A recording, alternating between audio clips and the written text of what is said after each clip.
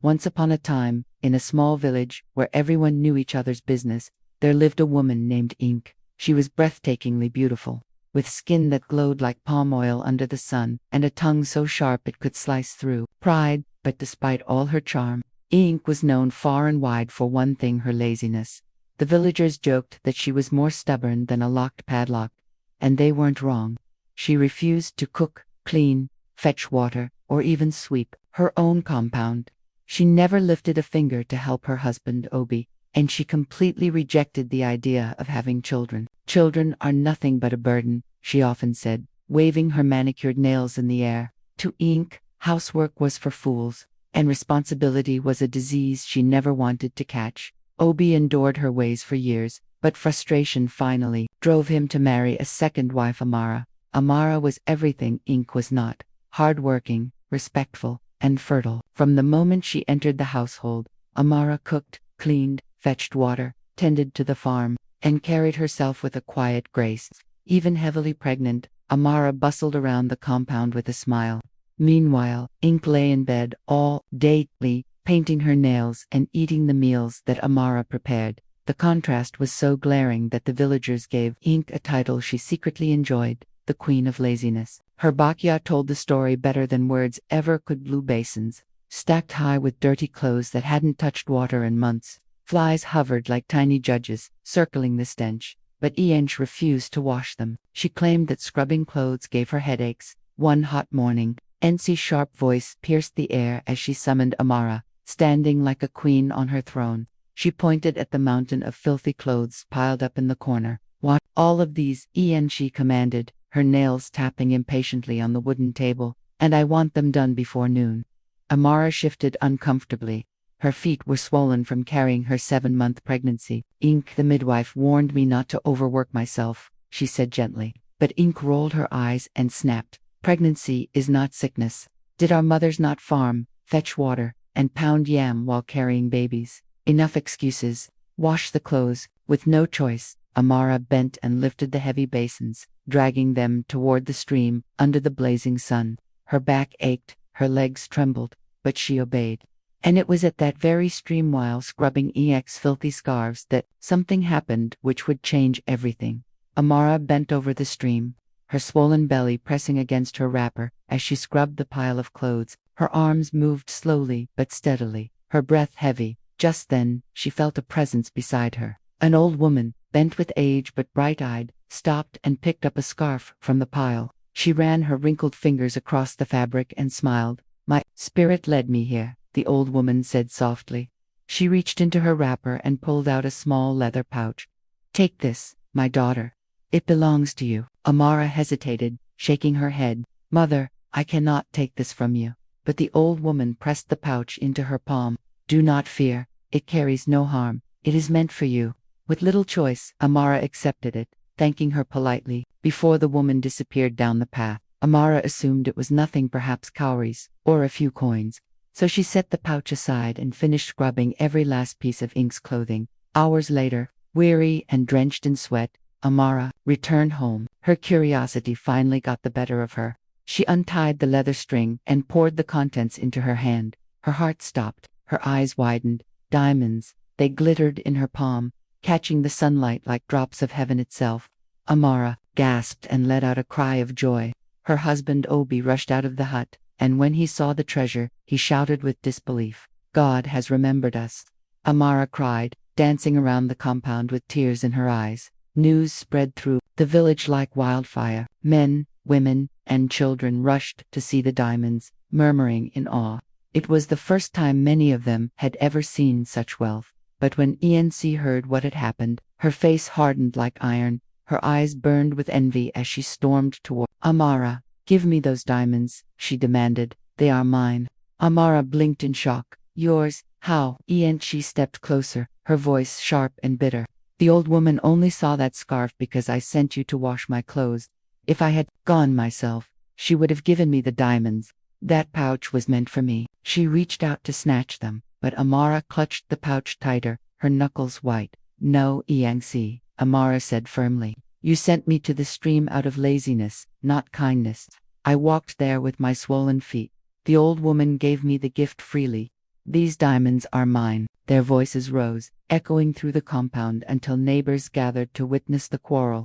Some sided with Enke, claiming it was her scarf that had drawn the old woman's favor. Others defended Amara, insisting that blessings come to those who work, not those who lie in bed all day. Finally, Obi stepped into the middle. His eyes swept across both women, then settled on his first wife. "The truth is simple," he said. "Fate rewards the hands that labor ink. If you had washed your own clothes, perhaps the gift would have been yours, but you did not. And so the blessing passed to the one who worked." The villagers murmured in agreement, nodding at his words. Enke's cheeks flushed with humiliation. She turned away, seething with fury, but also with a dangerous new resolve.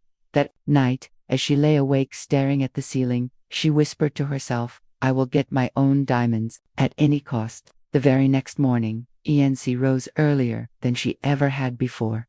For once, she did not lounge in bed painting her nails. Instead, she packed every piece of her dirty clothing into heavy basins and carried them to the stream herself. On top of the pile, she placed the same scarf the old woman had admired. She sat on a rock, glancing up and down the path with restless anticipation. Her heart raced with greed. This time, she whispered to herself, "The blessing will be mine." Hours passed. The sun climbed higher. Still, she waited. Finally, a little girl appeared, running barefoot along the path. Her eyes were red with tears. "Please, Auntie," she begged. "My father has collapsed in the bush nearby. He is very sick.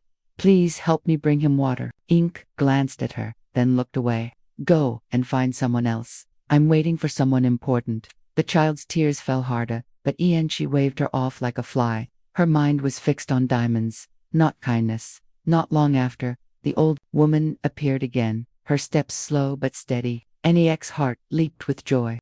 She jumped to her feet, smiling so wide her face nearly cracked. "Ah, Mama, you've come," Enke said eagerly. Her eyes darted to the red pouch the old woman held. The woman admired the scarf lying atop the basin and smiled warmly. "My dear, I am only a poor woman. I have no riches to give you. But I do have a favor to ask. Yesterday, a snake almost bit me while hiding in the bush near my hut. Could you help me weed the grass? I would be forever grateful." Enke's smile instantly faded. Her nose wrinkled in disgust. "You want me to weed grass?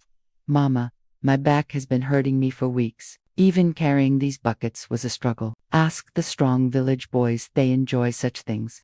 The old woman tilted her head, still hopeful. "It will not take long, my daughter. I can at least give you food in return." "Food?" Enke scoffed, waving her hand. "Do I look like someone who needs food? I'm waiting for something better. Please, Mama, go." The old woman's shoulders slumped in disappointment. She turned to leave, but as she walked away, something slipped from her pouch, a diamond, glistening in the sun. Enke's breath caught, her eyes widened, burning with greed.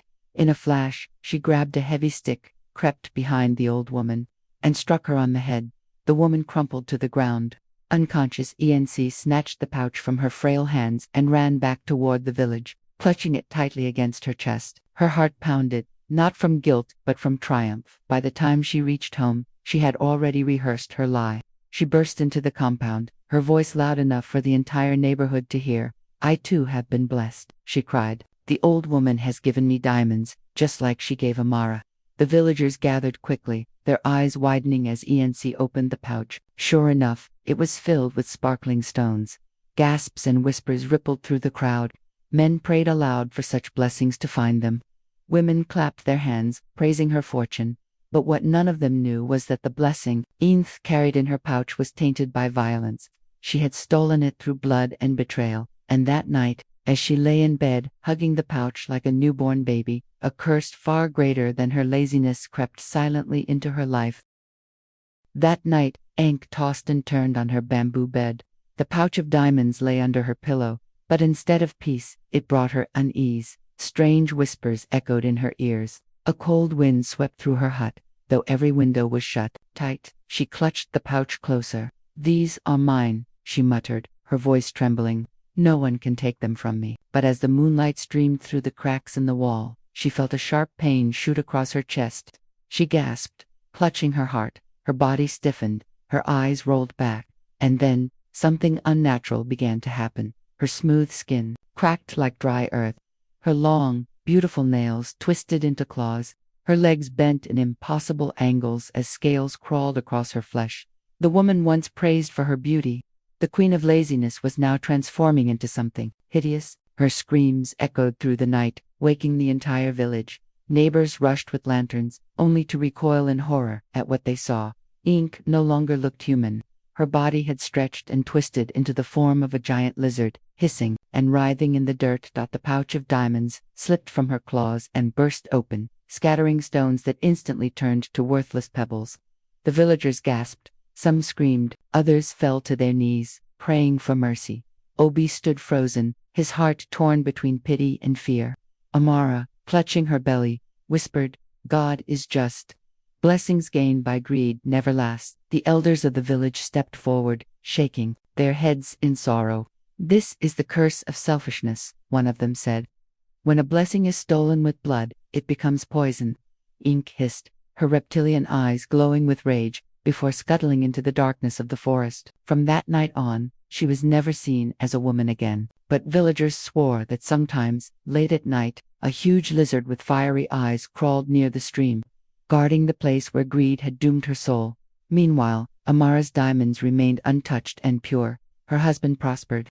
Their children grew in peace, and the people of the village carried the tale for generations as a warning. True blessings never come from laziness, envy, or greed. They come from honest hands and a heart willing to work.